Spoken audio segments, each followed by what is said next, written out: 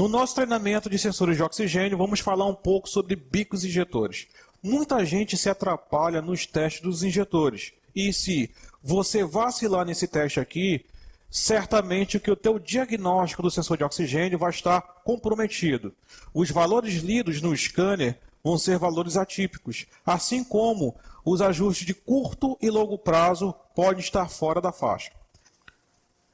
Vejamos esse caso prático aqui. Nessa máquina, todos os bicos jogaram a mesma quantidade de líquido. E muita gente se engana nesse teste aqui. O fato de jogar a mesma quantidade de líquido não significa que esse bico está bom, que esse bico está apenas equalizado. Para uma válvula injetora estar em boas condições de uso, ela tem que ter uma vazão especificada pelo fabricante, o leque especificado pelo fabricante e a equalização que nós vimos aqui. Mas, Diogo, como é que eu faço para ver a vazão? A vazão geralmente é dada pela tabela da máquina que você está usando. Cada fabricante de máquina de bicos, ela tem que fornecer para você uma tabela. Só que muitas máquinas no mercado já estão vindo sem as tabelas. Ou se tem tabela, a tabela é incompleta. E não existe uma tabela universal que sirva para todas as máquinas, até porque cada máquina tem a sua rotina de teste. E você não vai conseguir reproduzir isso daí. É muito difícil. Gente, por que uma tabela que tem na internet eu não consigo aplicar aqui na minha máquina? Existem algumas variáveis que eu vou falar aqui agora para você determinar uma vazão de injetores, certo? O meu tempo de acionamento, que é o tempo em que o bico fica num teste lá na máquina. Tem ciclos de 1 minuto, 3 minutos, 5 minutos. Cada máquina tem um ciclo já pré-estabelecido. Não há um consenso universal sobre quanto tempo um bico tem que ficar sendo testado na máquina.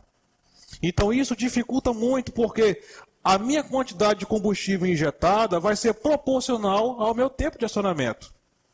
Se eu passar mais tempo na máquina testando, logicamente que essa quantidade de combustível vai ser maior. Outra variável importante é o tempo de injeção. Essa aqui vocês já conhecem, que é o tempo que meu bico fica atracado, acionado, jogando combustível. Meu tempo de injeção em milissegundos ou microsegundos, geralmente nas máquinas são em milissegundos. Então, isso aí também vai determinar na quantidade de combustível injetada. Assim como o meu outro parâmetro, que é a minha frequência, que é a minha rotação de teste.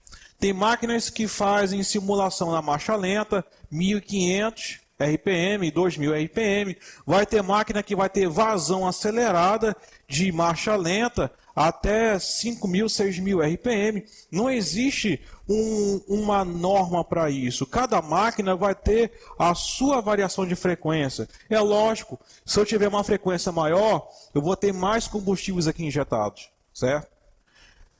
Outra variável também importante é a pressão de combustível. A pressão que você está fazendo o teste tem que ser uma pressão semelhante à pressão do veículo, mais 20%. Pelo menos. E se você alterar a pressão, logicamente que a quantidade de combustível injetado também vai ser diferente. Então, a grande dificuldade de você ter uma tabela de bico que sirva para todas as máquinas é isso, porque todas as máquinas não vão ter um parâmetro, não vai ter isso aqui como padrão, tá? Não tem como fazer isso daí. É por isso que muita gente se enrola nos testes, porque ele pega uma situação em que os bicos estão equalizados, mas todos estão jogando uma quantidade de combustível acima do esperado. Isso aí é normal acontecer, principalmente na linha GM. Aí você olha para a sonda trabalhando em mistura rica, você olha para os valores de ajuste curto e longo prazo, fora de faixa, o carro perdendo a F, você tira os bicos, coloca na máquina, bico equalizado, mas e a vazão? Nesse caso, você usa a sua própria tabela, ou então você tem um bico novo como referência. Está na dúvida? Está naquela bronca? Pega um injetor novo, coloca e compara a vazão dele com os injetores que estão no carro. Aí você vai descobrir se essa vazão está acima ou está abaixo do esperado, beleza?